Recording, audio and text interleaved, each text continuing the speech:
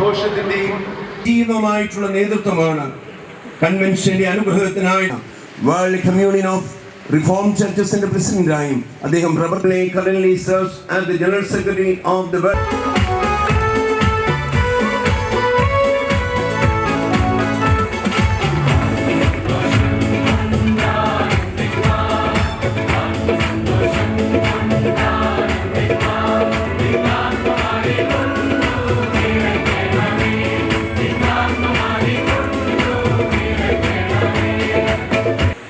ജനങ്ങൾക്ക് കാവൽ ഭരണഘടനയാണെങ്കിൽ ഭരണഘടനയ്ക്ക് കാവൽ ജാഗ്രതയുള്ള ജനങ്ങളും നിയമ സംവിധാനവും മാധ്യമങ്ങളും മറ്റുമാണ്.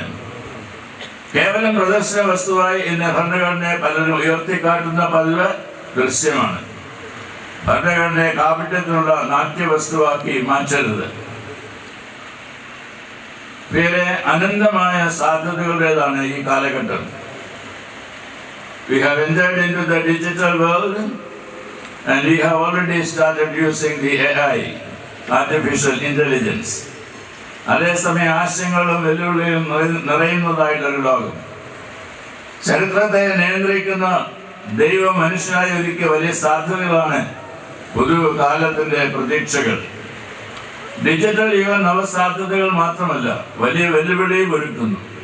ഈ വെല്ലുവിളികളെ അതിജീവിക്കുവാനുള്ള കരുത്താണ് വിശ്വാസ ജീവിതത്തിലൂടെ നാം ഓരോരുത്തരും നേടേണ്ടത്. ദൈവത്തിലുള്ള പൂർണ്ണ വിശ്വാസത്തിലൂടെ, ആശ്രയത്തിലൂടെ ഈ കരുത്തെ ആർജിക്കണം. പുതു തലമുറയെ ഈ വിശ്വാസത്തിൽ ഉറപ്പിച്ചു നിർത്തണം.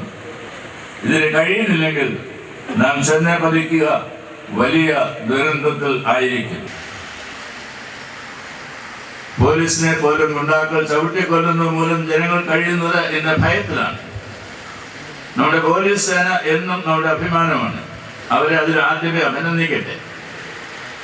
എല്ലായ്പ്പോഴും വിമർശന വിധേയരാകാതെ അവരുടെ അന്വേഷണ മികവിനെ അംഗീകരിക്കുവാൻ സമൂഹവും മാധ്യമങ്ങളും തയ്യാറാകണം. പ്രശ്നാധിഷ്ഠിത പിന്തുണ നൽകണം. ലഹരിക്ക് അടിമയായ ഒരു അക്രമിയുടെ ചവിട്ടേറ്റ് ദാരുണമായി ഒരു പോലീസ് ഓഫീസർ കൊല്ലപ്പെട്ട വാർത്ത നടുക്കത്തോടെ അല്ലാതെ നമുക്ക് ശ്രവിക്കാനാവില്ല. ഇത് പോലീസ് സേനയുടെ മനോവീര്യം കെടുത്താതിരിക്കട്ടെ. ഡ്യൂട്ടി കഴിഞ്ഞ് തിരികെ വീട്ടിലേക്ക് പോകുമ്പോഴാണ് ഒരു ഗൃഹനാഥൻ കൂടിയായ ശ്യാം പ്രസാദ് സംഘർഷ ദൃശ്യം കാണുകയും ഇതിൽ ഉത്തരവാദിത്തോടെ ഇടപെടുകയും ചെയ്തത്. അദ്ദേഹത്തിന് നീതിപാലം കേരള സമൂഹത്തിന് എന്നും മാതൃകയായിരിക്കട്ടെ. ഒരു കാലത്തെ കേരളത്തിലെ പല രാഷ്ട്രീയ യുവജന പ്രസ്ഥാനങ്ങളും ഇതുപോലെയായിരുന്നു. അനീതിയോടുള്ള പ്രതികരണമായിരുന്നു അവരുടെ മുഖമുദ്ര. എന്നാൽ ഇന്ന് അങ്ങനെയല്ല. സങ്കീർത്തനം 12:5 പറയുന്നത് പോലെ എളിയവരുടെ പീഡയും ദരിദ്രന്മാരുടെ ദീർഘശ്വാസം മൂലം നിരങ്ങുന്ന സ്ഥിതിയിലാണ് നമ്മുടെ നാട്.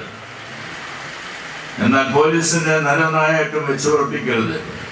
പോലീസ് വിവാഹ പാർട്ടി ആക്രമിച്ച സംഭവം നമ്മുടെ ജില്ലയിൽ തന്നെ കഴിഞ്ഞ ദിവസം സംഭവിച്ചു. അക്രമവാസനയും രാഷ്ട്രീയ വിധേയത്വവുമല്ല പോലീസിനെ നയിക്കേണ്ടത്.